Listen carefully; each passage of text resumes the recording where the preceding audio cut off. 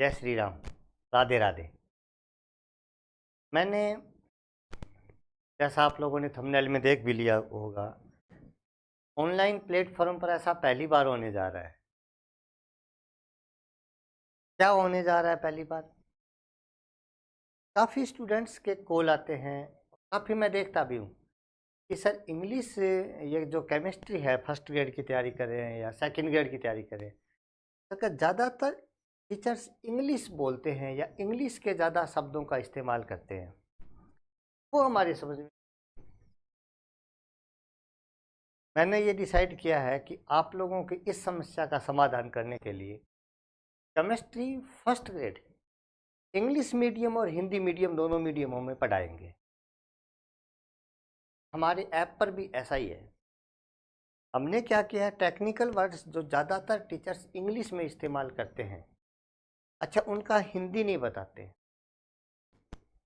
जैसे मैं बताऊं आपको, एमएससी किया हुआ एक मेरा स्टूडेंट है, वैसे अब तो वो प्राइवेट स्कूल में बढ़िया पढ़ा रहा है, वीरेंद्र नाम है उसका। तो वो किसी जगह केमिस्ट्री की कोचिंग करने गया, तैयारी करने के लिए। मैं आपको कोचिंग का नाम वगैरह नहीं बताऊंगा। वो वहाँ गया, वीरेंद्र स्टूडेंट का नाम है, ये बता सकता हूँ, सरदार सर का। अब वहाँ अति व्यापन को वो जो सर थे वो ओवरलैपिंग नाम बोल रहे थे। ओवरलैपिंग समझा दी, लेकिन उस कैंडिडेट को ये पता नहीं था कि ओवरलैपिंग का हिंदी क्या होता है, ये अति व्यापन पढ़ा रहे हैं क्या। इस वजह से वो वहीं पे गोल होता रह गया और समझ में नहीं आई। मैंने ऐसे महसूस किया कि यदि उस कैंडिडेट को, उस बच्चे को अति व्यापन बता दिया जाता तो वो आधी बात तो पहले ही समझ जाता जो सर ने समझाई थी। और ऐसा बहुत सारे स्टूडेंट्स के साथ हो रहा है, खास तौर पर हमारे ग्रामीण क्षेत्र में पढ़े हुए स्टूडेंट्स, और ख़ास तौर पर यूजी पीजी का जो मैटर पढ़ाते हैं वो टीचर्स इंग्लिश शब्दों का इस्तेमाल करते हैं। साथियों, आपकी समस्या का समाधान हो चुका है। आप हमारे साथ जुड़िए और 11 मई को तैयार रहें। 11 मई को क्या होने वाला है वो आप लोग वीडियो के अंत में इसी के साथ जुड़ा हुआ पार्ट देखिए, और आपको मैं विश्वास दिलाता हूँ मीडियम प्रॉब्लम अब नहीं रहेगी। मैं ये हिंदी मीडियम में केमिस्ट्री का सिलेबस लाया हूँ। ये स्कूल व्याख्याता का कोर्स है, 2022 में जो आया था। 2024 में जो भर्ती आ रही है जुलाई में, उसमें केमिस्ट्री के फर्स्ट ग्रेड के सिलेबस में चेंज होने की संभावना नहीं के बराबर है। और यदि कोई एक आध पॉइंट चेंज हुआ, कम ज़्यादा कोई जुड़ा नया या कोई हटा, तो वो आप लोगों को सबसे पहले हम बताने का प्रयास करेंगे। देखो, ये राजस्थान लोक सेवा आयोग व्याख्याता पेपर सेकंड केमिस्ट्री का भाग है। वरिष्ठ माध्यमिक स्तर यानी सीनियर सेकेंडरी लेवल के ऊपर 12वीं 11वीं 12वीं क्लास का जो सिलेबस है, पहले वो बताता हूँ। ये परमाणु संरचना में मौलिक कण यानी इलेक्ट्रॉन, प्रोटॉन और न्यूट्रॉन्स हैं। हमने एक काम और किया है, हमने जो सिलेबस डिजाइन किया है में यही काम किया है कि सबसे पहले हमने परमाणु संरचना चैप्टर का नाम लिखा है। हमने तीनों लेवल अलग अलग बनाए हैं, फोल्डर 3 फोल्डर है। हमारा सीनियर सेकेंडरी लेवल के फोल्डर में पहले चैप्टर का नाम परमाणु संरचना है और उसके पहले पॉइंट मौलिक कण है, तो इसी का एक्सप्लेनेशन हमने दिया है। परमाणु संरचना की आधुनिक अवधारणा, क्वांटम संख्याएं, आपबो सिद्धांत, पाउली का अपवर्जन सिद्धांत, हुंड का नियम, तत्वों का इलेक्ट्रॉनिक विन्यास, तत्वों का वर्गीकरण, गुणों की आवर्तीता और एसपीडीएफ ब्लॉक प्रकार से ये पहला चैप्टर है, यानी एसपीडीएफ ब्लॉक के तत्व। दूसरा जो चैप्टर है वो पी ब्लॉक तत्व है, जिनमें दिया है सामान्य परिचय, इनका इलेक्ट्रॉनिक विन्यास, इनकी प्राप्ति, ऑक्सीकरण अवस्थाएं, भौतिक और रासायनिक गुण, यानी पी ब्लॉक जो है वो पूरा का पूरा दिया है सीनियर सेकेंडरी लेवल का। तीसरा है संक्रमण तत्व।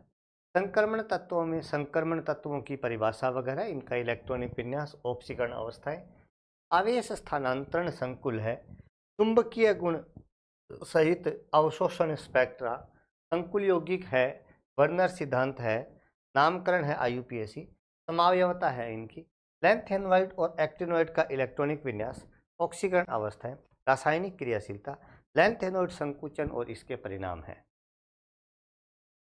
जो 4 नंबर पॉइंट है उसका है ठोस अवस्था और पृष्ठीय रसायन, ठोस अवस्था और पृष्ठ रसायन दो अलग अलग चैप्टर हैं और हमने जो सिलेबस डिजाइन किया उसमें अलग अलग चैप्टर ही बनाए हैं।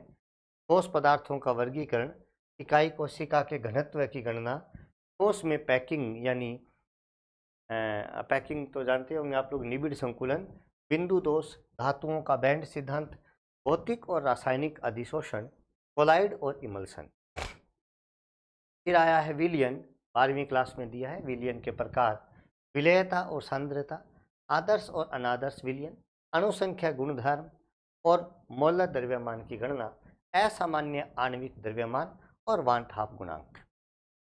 ऊष्मागतिकी यानी थर्मोडायनेमिक्स में ऊष्मागतिकी के नियम है, शून्यांकी और प्रथम नियम और इसके अनुप्रयोग हैं। कार्य ऊष्मा की अवधारणा, हिब्ज ऊर्जा है। एल्कीन, एल्केन, अल्काइंस और हेलो एल्केन्स।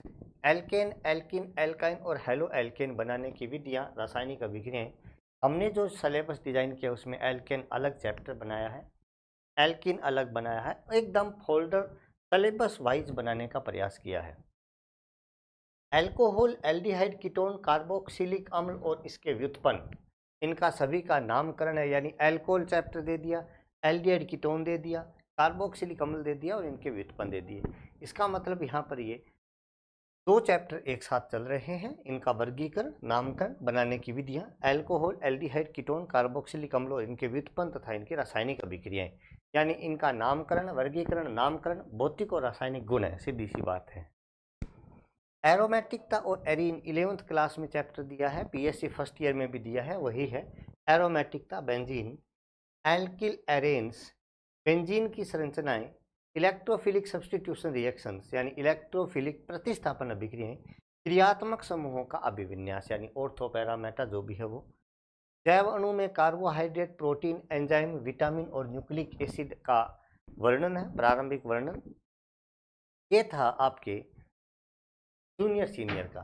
अब आता है स्नातक स्तर यानी यूजी स्तर का सिलेबस, जिसमें केमिकल बॉन्डिंग है, रासायनिक बंधन के सिद्धांत है, द्विपरमाणुवीय अणुओं के लिए वीबी और एमओ सिद्धांत, बीएससीपीआर सिद्धांत है, हाइड्रोजन बंधन, क्वांटम यांत्रिकी, एक इलेक्ट्रॉन तंत्र के लिए श्रोडिंगर तरंग समीकरण। यानी इसके दो पार्ट हैं चैप्टर के, रासायनिक बंधन और क्वांटम यांत्रिकी हमने अलग बनाया है।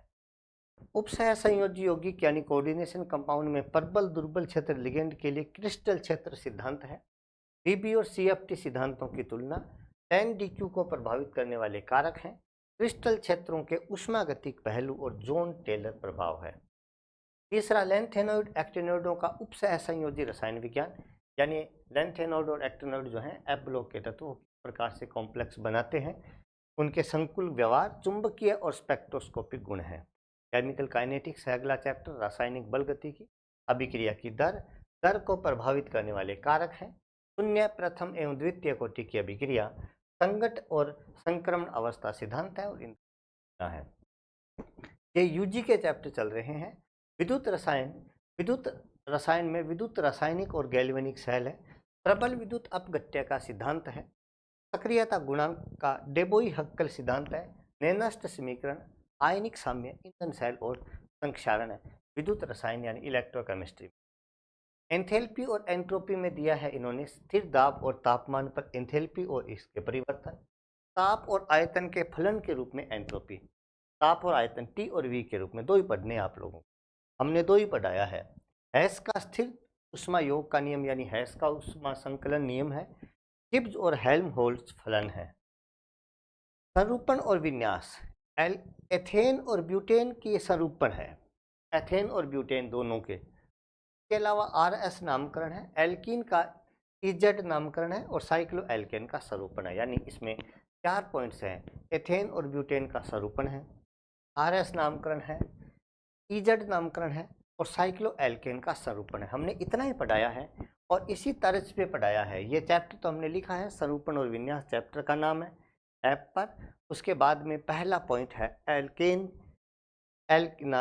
का स्वरूपण, उसमें पहला फोल्डर मिलेगा आप लोगों को, अंदर एथेन का स्वरूपण, फिर मिलेगा ब्यूटेन का स्वरूपण। ऐसे ही RS नामकरण है, 1.5 घंटे में ये हो गया था। एल्कीन का इजेड प्रणाली तो बहुत आसान है, 20 मिनट का है। साइक्लोहेक्सेन का स्वरूपण भी 20 मिनट का। रिएक्शन इंटरमीडिएट्स में आपको मुक्त मूलक, carb cation, carb A9, carbene, benzene और नाइट्रीन है। नाम वाली अभिक्रियाएं न्यूक्लियोफिलिक यौग अभिक्रियाएं और aldol, Cannizzaro, Perkin, Stobbe, benzoin, Reformatsky, Knoevenagel, Baeyer Villiger, Wittig और मैनिच अभिक्रियाएं हैं। हेलो नाइट्रो एमीन एरीन और डाई एजोनियम लवण है। इन्हें बनाने की विधियां हैं सभी के, इनके रासायनिक गुण है, विलोपन और योग क्रिया विधि है, डाई एजोनियम लवण के संश्लेषणात्मक अनुप्रयोग है, यानी इनसे क्या क्या बनाए जा सकते हैं। इसके अलावा बहुलक और औषधियाँ 2 चैप्टर हैं। हमने अलग अलग 2 चैप्टर डिजाइन किए हैं हमारे ऐप पर।